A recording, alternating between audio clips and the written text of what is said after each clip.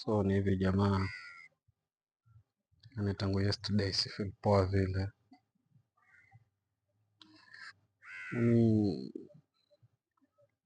Anyway, but I got medicine and I'm a bit okay now. But kuna issue yenye nimesikia online kupita kwa bloggers, content creators about the gala night yenye ilifanyika Watergrounds, ile yenye ilikuwa presediwa na PS Fikrini. Naona there is some people wame comment pale ya kwamba zile chapa zenye mzee Ngala aliahidiwa hajashika hata kidogo. Hiyo ndio issue trending na issue ndio inaendeleanga kwa sasa.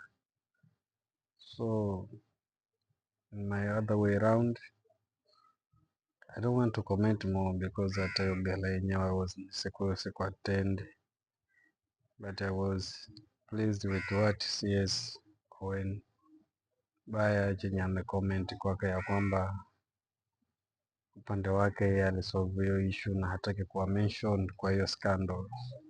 Yeye alitoa zake pale pap, na chenye alikuwa anatarajia ni wale wenzake pia watoe. So hiyo issue kwake amejitoa, yani kirahisi namna hiyo. Sijui wale wengine, anyone with this issue trending, maybe atupatie updates na si wengine tuelewe zaidi. Lakini mwaka jana alikuwa over. Let me see you in my comments.